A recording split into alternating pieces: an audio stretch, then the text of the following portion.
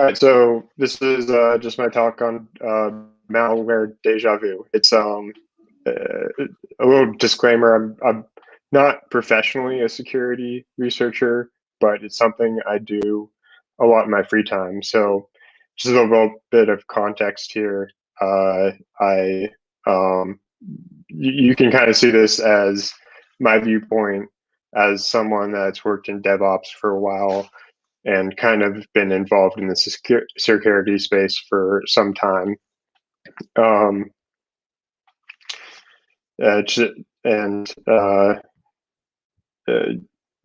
yeah, so some of the things, maybe my own definitions of this. I'll go over how I define, this. But what is cloud malware? It's inside the cloud. It's I haven't really heard this term before, but I think it makes sense in this context.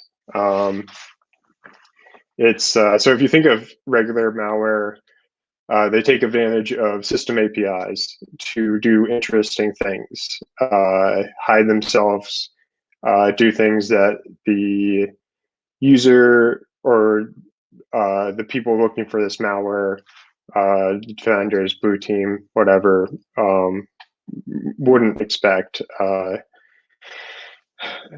We're just moving up the stack, basically, taking advantage of a more complex system exposed in an almost misleadingly simple way. The AWS, the cloud, is amazingly complex. It looks complex, but it's even more complex than it looks behind the scenes. There's so much going on, but I kind of wanted to focus on features for this talk. So like 0 days are temporary, but features are for life with a little star because depending on how long you've been for, I guess. But either way, it's a long time. If you can take advantage of features from an attacker's standpoint, if you can take advantage of features that are built into the system, there are guarantees from the cloud provider, then you can stick around. You can hide from the user. You can continue doing interesting things. The cloud's getting amazingly complex. Like, this is a tweet from Scott Piper, who's awesome, good guy to follow on Twitter if you use Twitter. But kind of goes over the different categories of AWS. Before I was going to try to focus on all the cloud providers, but I just ended up having so much content on AWS, which is really where I specialize. So for now, I'm focusing on AWS. But you can see there's a bunch of categories here. Even if you're heavily involved in AWS, you likely don't know much about many of these. Like some of these categories are pretty big, and I've been working with AWS for like 6 years now, and I've never touched probably half of these. Let's see. Over the years, this is research I gathered from just scripting out throwing together some bash scripts of parsing Bodo core. But over the years, we started 2012. Bodo core had about 11 different services. That's looking at some other data that's actually off by a few. I think that is because they hadn't integrated those services in Bodo core yet. But as you can see, we're getting up to 245 services in 2012. I just put this together yesterday. So the day after, the keynote of reInvent is by when this is measured. For a little bit, it was kind of seeing a little exponential, but we're starting to get a little linear at the end. But that's not the whole story. I actually forgot a slide here that's actually interesting. Maybe I'll come back to it later, but I also measured the individual API actions and the unique API actions. And it's about the same thing, but you can see that the total API actions is still slightly on a kind of curve upwards. But what I gather from this is that more recently they've been focusing on improving existing services rather than adding new ones. Either way, there's tons of stuff being added all the time, more than you could ever just any one person could know. I love this quote. This idea in general. I found this on an Amazon blog, but the first time I heard about S3 internally, I was told that we were building malloc for the internet. And that's kind of how I think about AWS in the cloud. It's in its own right an operating system, just massively distributed, highly available, but it's an operating system. And even one of my side projects is quite literally building a shell for the cloud. It's a little crazy, but it kind of illustrates how we can think of OS as the next generation of like what we define as an operating system. I hope that makes sense. That's how I try to think about it, and I think internally at AWS, that's how a lot of people think about it. But and this quote kind of proves it. The malloc for the internet is also sometimes I've seen it as the how Jeff Bezos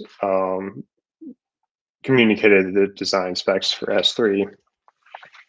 All right, so if we're looking for targets, this goes back to I'm not professionally a security researcher, but this is how I think about it as far as research targets when I'm looking for something in my free time. Usability plays a critical role in security. If it's not exposed to the user, there's a good chance they won't find it. The truth is, a lot of teams just don't have the capabilities to use the right tools to do security well. If it's not exposed in the interface, you can hide fairly easily. You can do some fairly obvious things. It doesn't need to be complex. Even though the system is complex, you can do simple things and do a fairly good job of hiding yourself in that system. Examples are old CloudTrail log console. If anyone's ever messed with that, that was horrible experience to use. I think they improved it, but I haven't used it much since then, so I'll have to go back to that. And obviously, you're supposed to. Sorry, I got a screen here. Sorry. Obviously, they have integrations like Athena for improving this experience, but many people don't set this up. A lot of times when something happens, what AWS provides by default is what you have. If you've ever tried tracking assumed roles back to an IAM user before like a couple months ago, that's extremely hard, especially with the CloudTrail console. Now they actually include the IAM user in the assumed role, so you don't have to go through copying, copy pasting, going back to see what role assumed that role, what role assumed that role, and then what IAM user assumed that role. So that ends up taking up a lot of time. A lot of people just won't do that, especially if they don't have tooling set up around that. Something that many people don't know is just, or maybe they do, but they don't think about it a lot. CloudTrail logs are region specific. So if you're looking for an attacker in your account, or you're looking for suspicious activity, someone may, or maybe you're just doing routine, something routine that's not related to this at all. Many actions, except region-specific actions, will only show up in that region's CloudTrail logs, unless you configure it differently. Global actions all go to your US East one, but for the most part, they're region-specific. Complexity is another good thing to look for. Potential problems and how discrete systems interact with each other. Rhino Security did some awesome research on disabling CloudTrail without triggering guard duties. So that was the interaction between how CloudTrail, I'm misremembering the details here, or CloudTrail or S3 works with guard duty. So you could actually stop the logs from being, or stop the logs to CloudTrail without triggering a guard duty notification. This is actually resolved. So there's a notification for this, or there should be, anyways, from what I've heard. Cross-section old and new services. Those are the few things I'll go into later in this talk. Resources that can be public or shared. The listing Route 53 hosted zone authorization is something I discovered about 3 years ago. What was happening there was you can share a domain namespace with an account if you have access to do so, but the account it's shared to cannot enumerate those associations. So basically, a malicious employee that's not happy could do this authorization, share the domain, like a specific subdomain under that they think people will use. And then the only record of that happening will be in the CloudTrail logs, which if you don't do anything but the default will roll off in about 3 months. And then you just have no way of knowing that that ever happened and that you have this association between these two accounts going on. At that point, after the logs roll off, you can start doing malicious things like serving your own DNS records, interesting things like that. That's also resolved. That was fixed earlier this year.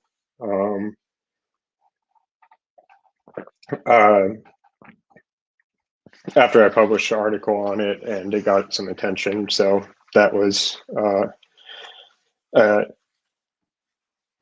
that was awesome that they got that fixed, but it did take a while, especially since I reported it about 3 years ago. Inconsistent ways of managing permissions. S3 is the probably best example of that. It's the oldest service. There's so many different ways of managing permissions there. You can have permissions on individual objects and permissions. You can have ACLs, you can have IAM permissions. That's been getting better recently. Like you can block all public access to a given bucket. But if you're before that, if you're given the task of making sure nothing was public in a specific bucket, that may have been a major undertaking because you would have to enumerate every single object in that bucket to be sure. common expected behavior. This is a few things I'll be showing off a little bit in a second. IMDMS traffic never leaves the instance. That is, everyone I've talked to has been surprised about this. I haven't seen this documented before, and either in AWS or Amazon AWS docs or otherwise, but you can actually override the IMDS traffic with a /32 route. So if you have a /32 route in your VPC or subnet routing table, the IMDS traffic will respect that route. So you can send it to another instance, anything that can be a target in route tables. IMDS lookups only happen in EC2. That's also not true. In certain cases, on your workstation, a attacker on the local network can act as an IMDS server. That's another thing I'll be going into how that can be exploited. IAM deny always takes precedence over allow. That's true, but that depends on how the service actually works. Like, for example, SSM get parameters. Recursion actually ignores deny listed namespaces that reside under allow. So if you allow root and have a super secret subfolder that you deny, you can simply bypass it by using recursion on the root relative name. That's actually documented, but I wish they actually did a better job of putting that in more places, because that's fairly surprising to me. So yeah, don't deny list secrets or parameters in SSM, because that can be bypassed. Like I said, this what I defined as cloud malware doesn't need to be complex. It can be simply just taking advantage of normal features of S3 in interesting ways. All right, so what if we just swapped out, actually, before I get into this, any of these sections I have like this, I have proof of concepts of. I probably spent too much time trying to make those work and have a few too many. So, you know, anyways, at the end, if we have time and you want to see one of these demos, I can go and show that off. If we don't have time, I'll go ahead and post the repos in the chat and you can explore it for yourself. But yeah, anyways, so keep in mind, if you want to know more about this or you want to see a demo of it, just ask me at the end. So starting simple, what if we just swapped out user data on a startup?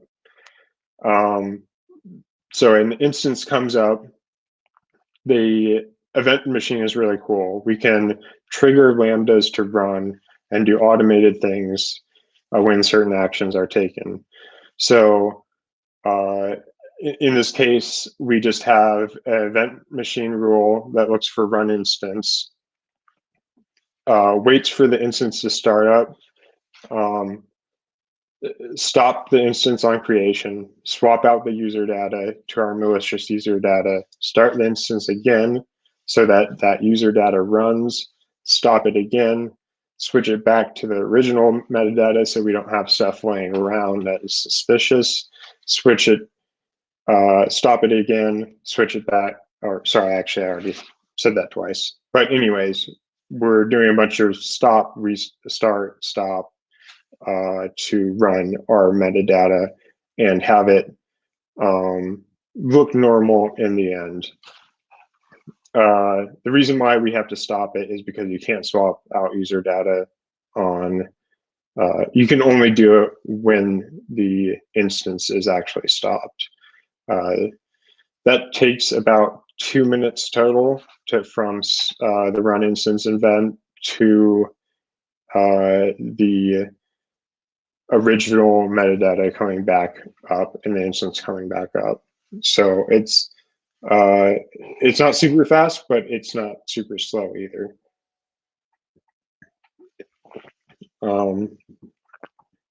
Yeah, draws about 2 minutes. It's not bad. It's straightforward and simple. Not a lot that can go wrong there. It's pretty easy to do. You can do this against running instances if you want, if you know that no one will get alerted if a machine's down for a moment. You could maybe even hook this into the load balancing lifecycle hooks or ASG lifecycle hooks. I don't know. I don't actually know how those work exactly, but probably could do something like that. The user data runs as root, so you're actually rooting the instance in that case. Cons requires modify instance attribute. Of course, you have to be able to modify the instance for that to run. The real user data runs before ours.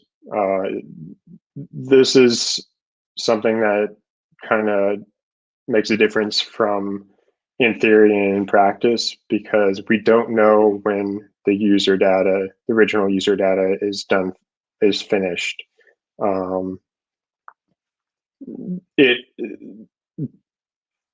DevOps or developers likely won't be coding or setting things up in a way that expects it to be shut down right away.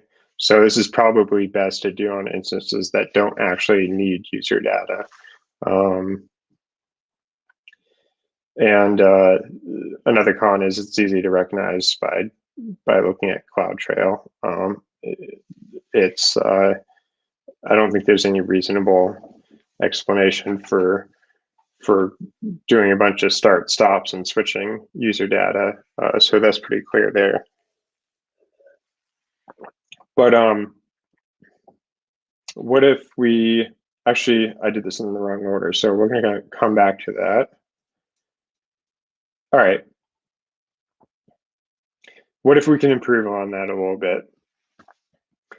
This is actually, I didn't think about this, but I actually wanted this right after the last one, because this is a slight improvement in some ways of the swap user data. We can have a fake EC2 IMDS instance. This goes back to what I mentioned before about the 169 routing. We can actually override that if we,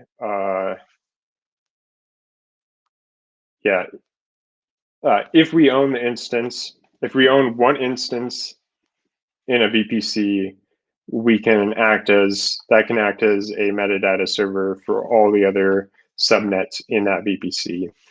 The pros over the user data swap is it doesn't require modify instance attribute to the instance that's being exploited. It can also be quicker because it's kind of a race condition. The event machine trigger is triggered, the Lambda runs, switches out, adds the route to the route table, and well, specifically in my POC, it actually makes a copy of the route table, adds the malicious route to that, and associates that route table with the specific subnet that the instance is coming up in. The victim instance at that point will reach out to your fake IMDS server, and with a little bit of magic, we can get it to run the user data served by our fake metadata server. It's a little bit hard to troubleshoot, but it's you know, once you've kind of got it down, I kind of added instructions on how to troubleshoot in the POC, but Moving on. The user data also runs before the real user data. This is critical because this means it will work much better with instances that have are doing a bunch with user data on setup. So we can root the instance before the real user data runs. Our user data simply does a cloud init clean and reboots. It also sets the route tables back to normal. So when the reboot starts coming back up, the normal user data is executed. The time between, actually, I think that's the next slide. So another pro is impact is not obvious when looking at CloudTrail logs. It is suspicious switching out routes, but it's not clear what's happening. If you're looking for something else, this might not stick out. It definitely won't stick out as much as simply stopping, starting, switching user data, because what we're doing is making a copy of a route, changing the route table slightly, switching it back. And, you know, NetOps is a different team, so who knows what they're doing. You know, many people may not, may just look past it. The cons, I mentioned it's actually messing with the route tables. This will actually break IMDS routing for the whole subnet for a short period of time. That's about 30 seconds at best. Originally, when I wrote this POC, it was about 30 seconds. Now it's a bit longer. I need to figure out what's going on there. But so this will likely work best for the attacker when there's only a few nodes in the subnets that are lightly used. And really, this probably needs more like real world testing, because there could be caching that's going on. Like maybe the metadata doesn't actually have to be looked up by the other instances every time. I think there's some caching that goes on in the SDKs and the expiration. I believe they will try to refresh the credentials before they actually expire. So if we can get the route tables back in a normal state quick enough, it may not be as much of an issue as it seems. But that need to do more research on that, on what the actual impact of that is. The cons, another con, difficult to troubleshoot. Separately, we're assuming that the attacker has full control over a single instance. This single instance needs to run some metadata server. In my case, I simply made a proxy with a few modifications to the real IMDS. So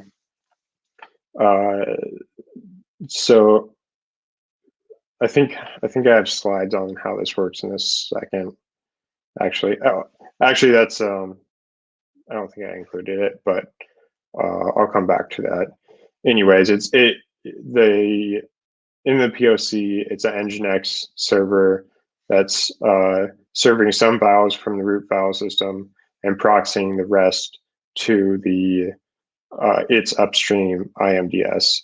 And the reason it does that is just because some things Cloud Init needs some information for it to get to the user data, executing the user data step. So we kind of just give it back values, hope we can get it to the user data step. And at that point, the instance is rooted and we can do whatever we want. This can only run against other subnets in the same VPC.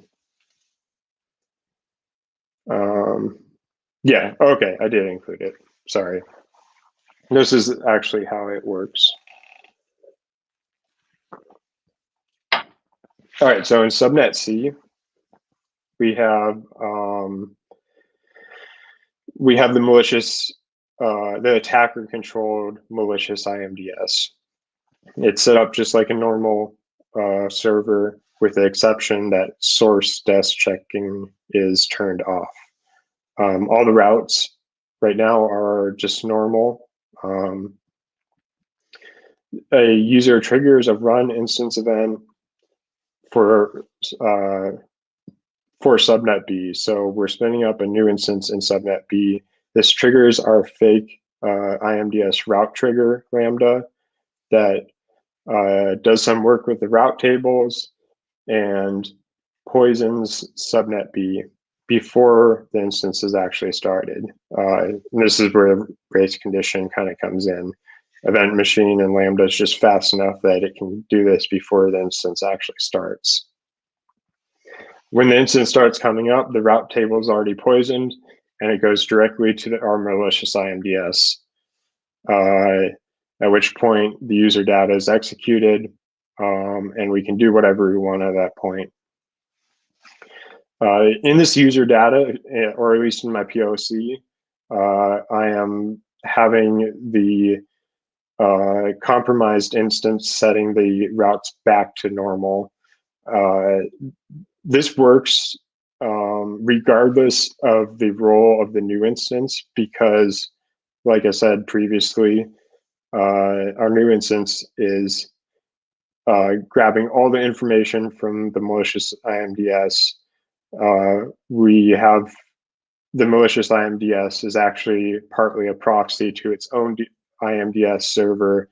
Therefore, it inherits the role of the malicious IMDS. And in this case, our malicious IMDS is using the network admin role. This attack, it isn't right now, but I would like, my goal eventually is to be able to execute this attack with solely network admin permissions, to prove that, well, to see if it's possible to do this kind of activity as a network admin. So yeah, restoring the default route. Best case scenario, I think, is about 30 seconds. That may be able to improve that a bit. I think I was also installing AWS CLI on the instance when I tested that, so it could even be faster than that. I'll have to do some digging and see if I can do any better. But and now our compromised instance has both the malicious user data. It's rooted, running whatever we want, and it is also bootstrapped with whatever the user expects on that instance. So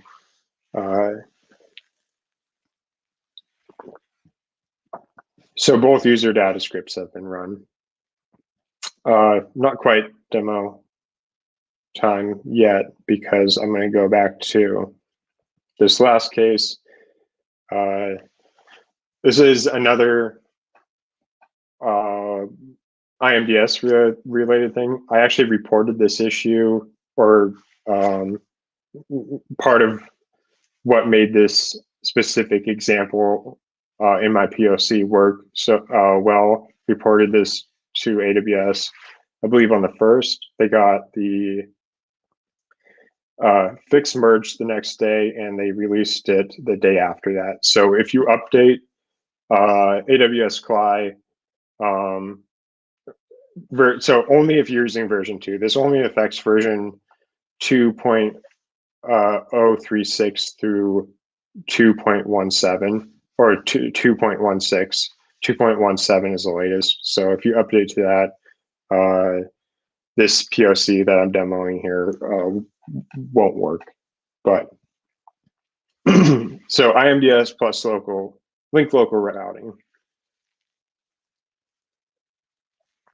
I don't, so in the past, I worked with lots of different AWS accounts, and I always specifically never set, in the past, I've never set the default profile because occasionally I'll mistype, forget to add the profile argument, and it will execute against the wrong account. So removing the default profile is just like a step to make sure that doesn't happen. I found a few quotes on the internet of people saying the same thing. The top right one's by Dan Hammond on his blog, and he's awesome. I sent an email to him, and he immediately updated his blog with a workaround on how to fix it. So the bottom one, I haven't been able to add a comment there because I guess I don't have enough points, but maybe I'll find someone else. But yeah, they're basically the same thing. I have no default profile specified in AWS config. This is intentional so that I always have to explicitly choose which environment I'm working on. If you ever notice long delays in a command, and you can search this on GitHub too, you'll see a whole list of issues where people are complaining about this. What's usually most likely happening there is the IMDS lookup is happening on your local workstation. All right, so what's happening here? Can this be abused? If so, what's the worst case scenario? I'm going to kind of jump into some. I don't know how well people know how ARP works, but quickly go through this. ARP is basically just layer 2. It's below routing. It's only happens on a local subnet. In this attack, the victim is basically asking the whole subnet who this IP is, this metadata IP. And we have the random laptop attacker and wireless router here. The attacker, of course, wants to respond to, they want to act as the IMDS instance. They just say, I'm this IP, just send all traffic to me. And we say, okay, thanks. At that point, we're operating in the SDK, the AWS QI layer. The AWS QI asks the attacker for some keys. They do a normal IMDS lookup. The attacker says, sure, here you go. Returns whatever keys they want. And as you can see, we both have the attacker's AWS account and the victim's AWS account. And they're completely separate. At this point, we can just forget about the account that we wanted to connect to. It doesn't even matter. We have the wrong keys. AWS CLI is using the wrong keys. And so it says, say we run SSM put parameter. And remember, this is the worst case scenario. There's a lot of edge cases here that make this more difficult, and then a few things that make it easier that I'll get to later. But worst case, let's store this secret in a secure place. We upload the secret to the attacker's AWS account. AWS says, gotcha, no problem. We got encryption and whatnot. Kind of, they got server-side encryption. Or they have both, but what most people use is server-side encryption. So you're uploading the secret to the parameter store there. At that point, the attacker can just say, let's see what the user uploaded. It seems they uploaded some, SSH secret key, or whatever. We can parse it, list out the secrets, see what was created in our account, and save it in our loot box. And maybe that will give us access to victims' AWS account if it's depending on what it is. One quick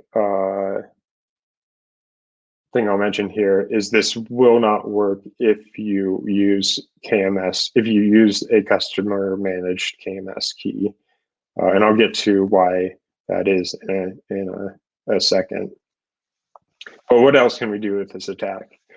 We can collect info about user setups. So you can, this picture here is just the put to the metadata service. And as you can see, there's a bunch of information in the user agent. We got the CLI version, we got the version of Python, we even got the OS version, and the command that is being run. That's important in a second, but we'll come back to that. We can also map out resources in CloudTrail logs. Because we're just attacking, we're connecting to the attacker's account, logs will start showing up in CloudTrail, and we can kind of get an idea of who uses what they use, what times they use it, things that could be potentially useful for enumerating public resources, or maybe doing like spear phishing attacks, just all kinds of information that could potentially be interesting. But it's never that easy. It's never that easy. For this worst case scenario to happen, no default profile has to be set. No profile is specified when run. The attacker has to be on the local subnet, and what I consider the biggest drawback is there's ugly errors. If you do an ls of a bucket that exists, you'll get this error saying, and this is actually the wrong error, I just realized this after the fact, they'll give you a different error in case you don't have access to it. But either way, this bucket exists, and it's telling you that you don't have access to it. So you're going to investigate what's going on. And if it's reproducible, if you can keep on doing it, the inquisitive user is going to figure out what's going on here. It's not quiet, it's very noisy.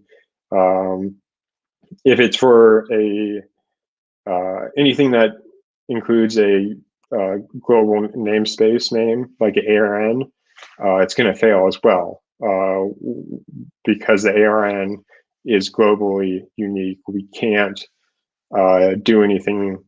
We can't have our AWS account respond successfully for that request. So tools are going to break, odd things are going to happen. Everybody's going to start wondering what's going on. Thinking about this more, maybe we can make this usable. Like, what if we made it unreproducible? Only run it occasionally, exactly for one call.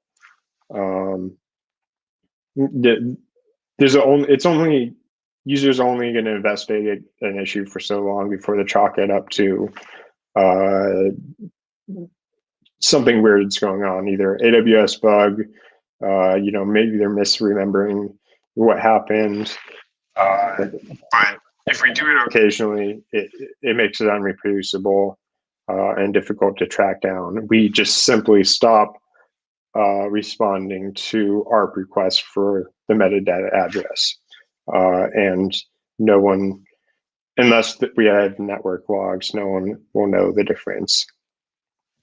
We can also, and this is also fairly important, or a fairly,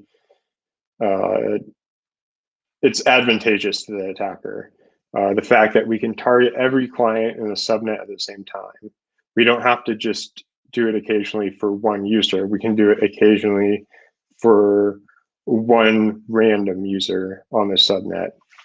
That's just how link local addresses work.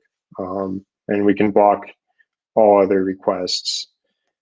So we can do it even less frequently while speeding up a little bit. So maybe one user once a day. So depending on how many users are in that subnet, etc. And this last part is the part that I mentioned that they actually fixed.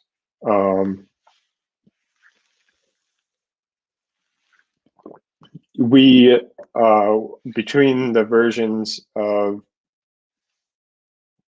so we can actually, I guess I'll go to the next slide here. This is the part that was fixed after I reported it. But for vulnerable versions, we can filter by API call. So we can actually know, like when I go, like I mentioned before, there's a lot of calls that will not work that require full ARNs.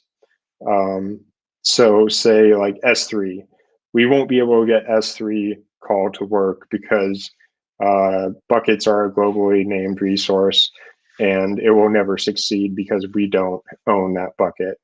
There's certain calls like SSM put parameter that use relative resources. Those are the ones we want to target.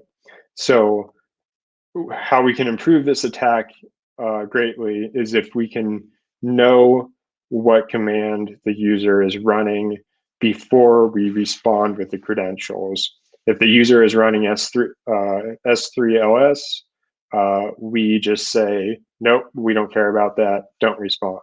If the user is using SSM put parameter, hey, that uses relative namespaces. With a few exceptions, we can, relative namespaces. Most people use relative namespaces anyways. That's a vulnerable command. Let's go ahead and accept it, return the attacker's credentials. So like you said, we just scrape this command off the end of the user agent and decide how we want to treat that request. And this last part is the part that was fixed. So between versions 2.0, 3.6, and 2.16, we have this user agent here that is helping us out a lot. So I would just update to the latest version. But another workaround is basically just make sure your default profile is set and make sure it's not empty. But yeah, really just update if you're using version 2 of the API. This last part, it almost sounds like I said, this attack is, or this presentation was mostly about using features. And the reason why I felt this was fitted in is because the metadata service is a feature. It's something users expect to exist, and AWS will have to support it for some time. It uses HTTPS, it doesn't use SSL. Even if they upgrade to SSL, it would take a while to deprecate the old HTTP endpoint. Going on after 2. Even with the fix that was merged, this still applies. And until they add SSL or figure out something else other than using the metadata endpoint, this is still applicable. I think that's, all I had here. So now, let's see, I'm gonna go back to if anyone has any questions, I can answer those, or I can just go into a demo of probably any of these.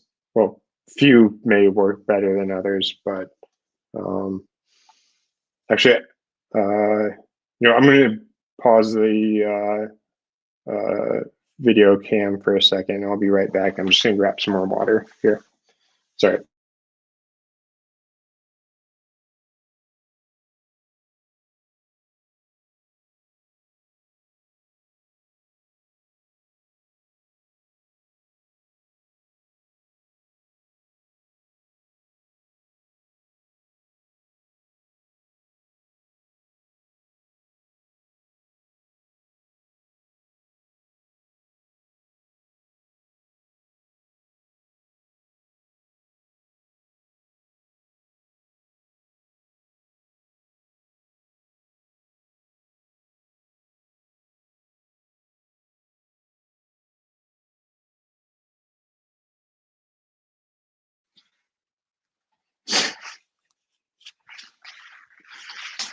All right, so let me check Discord here.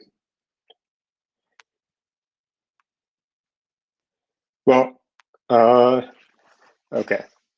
I don't know if anyone actually made it to this talk or not, but either way, since I think it's being recorded, I'll go ahead and, how much time do we have here? I'll go ahead and demo the last one, actually.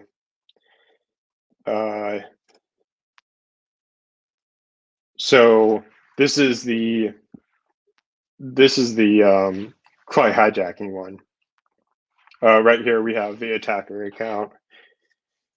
Let me make that bigger. So we have the attacker account, which is a vagrant file, which downloads AWS CLI. Let's see.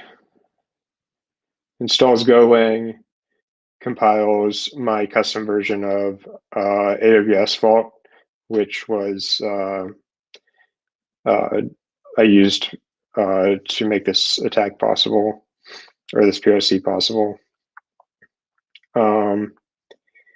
And we, I'm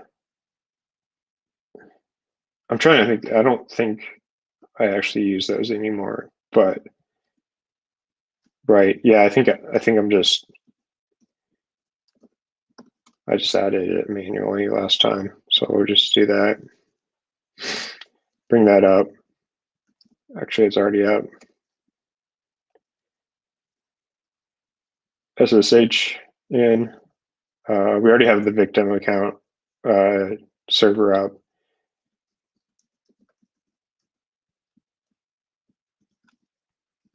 Actually, the key thing here is so the victim here is acting as behind a NAT, just because of how Vagrant works. It sets up a NAT on your machine, and this one over here, I'll go back to the Vagrant file. This one is using a bridged interface on my Wi-Fi.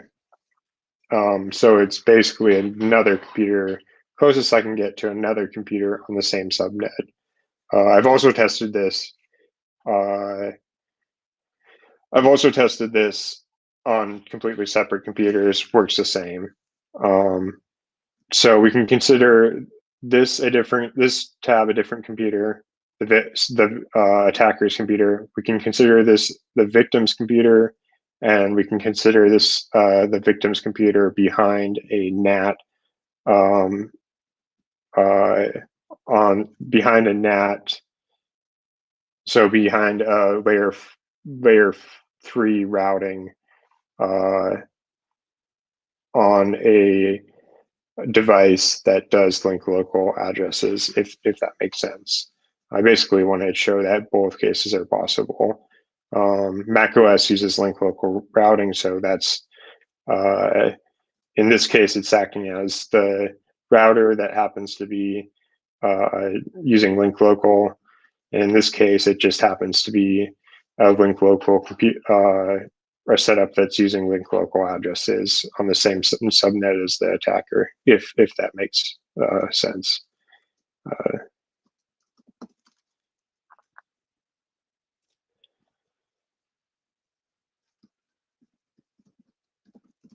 All right, so scripts setup. The setup for this, we add our keys to AWS Vault. We set up the metadata IP on the public interface. What this does is usually AWS Vault only listens on localhost, but if we also have this address set up on another interface, it'll also happen to just listen on that interface as well. I don't think I have this set up yet. 169. Yep. So I'll run the setup script. And this is actually just a spare account. You won't see the keys here, but if I accidentally do show them, I guess I'll just delete the account afterwards. But nothing interesting there. Yeah, and of course you don't want to. You probably just, if you do use this POC, use an empty account, or if you, especially for the other POCs, maybe not.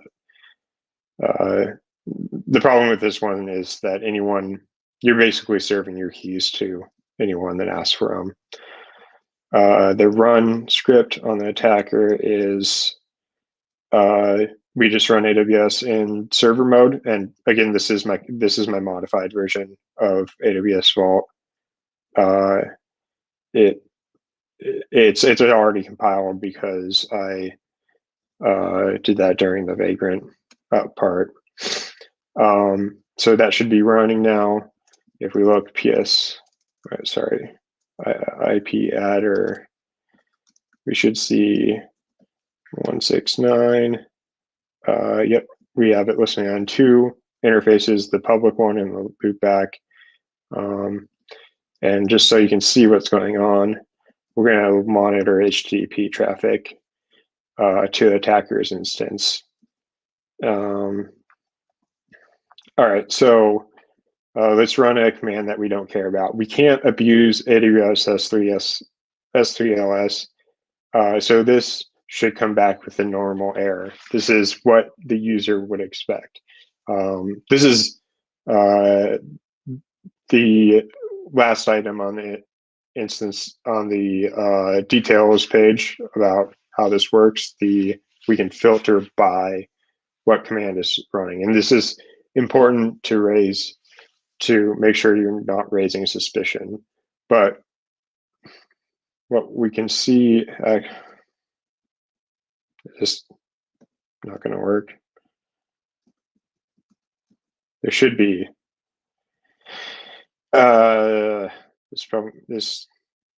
we should see traffic here. You know what? IP if config 69. Yeah, okay, that's what's going on. Okay, so I need to IP, let me remember this, if config adapter, this is probably listening on loopback. I think I was using AWS Vault earlier and it shut it down. Delete 169.254, 169.254. If I can type my password. Nope.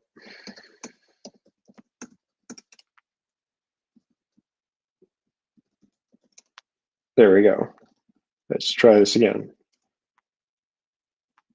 There we go. As we can see, it did the metadata lookup, and usefully it gave us this command, so we knew we didn't want this. Just responded with a 550 status code, any 500 error code back to this. The AWS CLI is going to show the same error message as before, so no suspicion raised. Unless, of course, you're monitoring traffic and know about this attack. But one vulnerable command is STS get caller identity. This is useful because if you're ever dynamically constructing ARNs, this is how you could get past the ARN limitation by dynamically constructing the ARN by getting the ID with STS get caller identity. You can see it was a I guess you will see the credentials there. Whatever. I'll just delete those later. But or you can do whatever you want. The only thing that will happen, and you can mess with my demo, I guess. So yeah, STS get caller identity.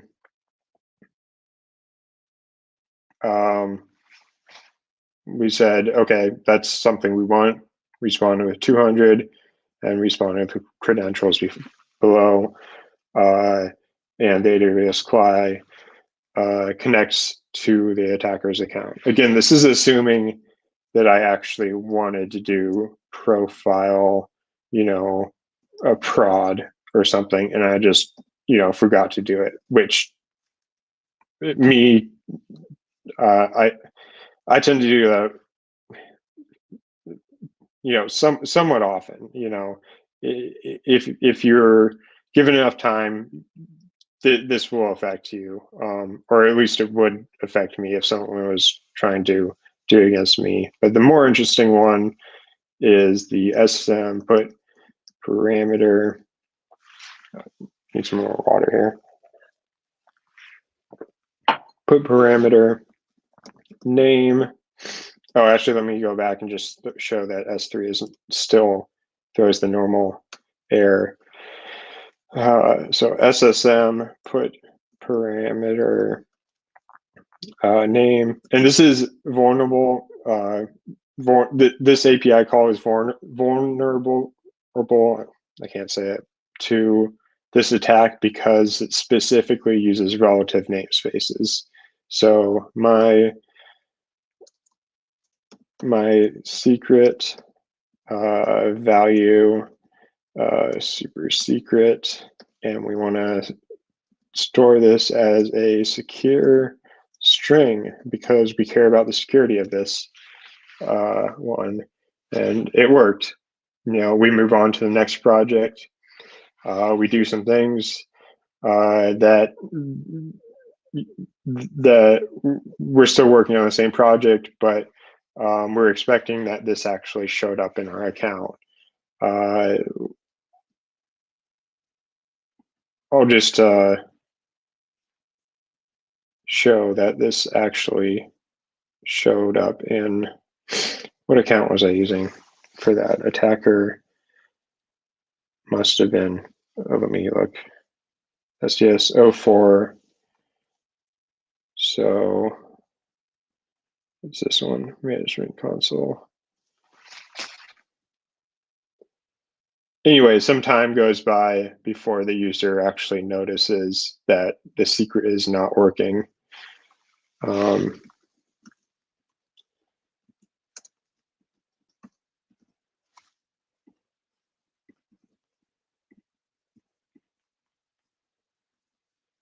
Which is important because they're going to question their sanity. Did it actually work?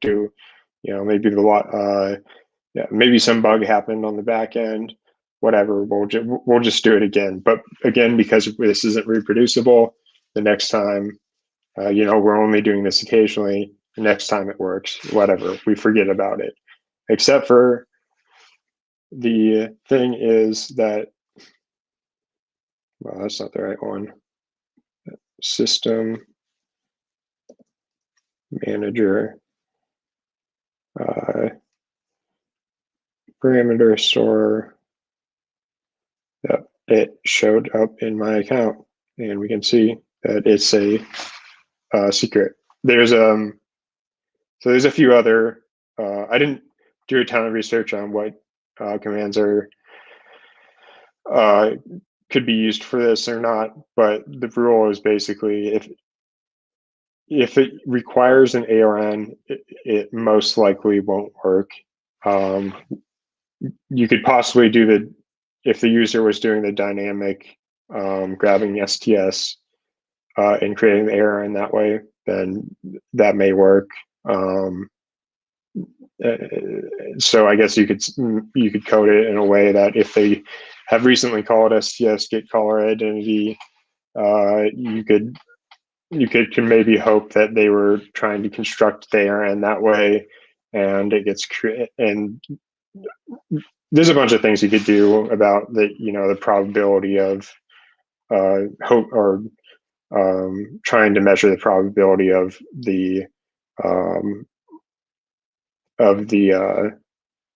API call succeeding or not. Other things, I think I had a few other ideas. Anyways, this filtering part is what's fixed in the recent version. So I'd update to that, and that's all I have for this. I'm probably already over by now. Yep. All right. I'll post I have two other POCs, which were the ones I demoed, the fake EC2 IMDS, and what was the other one? User data swap. User data swap is probably most reliable, straightforward. I spent a late night or two, more than I like to admit, trying to get this working exactly, and it's not in its current state. It's actually fairly slow. It's a lot slower than it was when I originally was able to do this hard coding all the values in my account.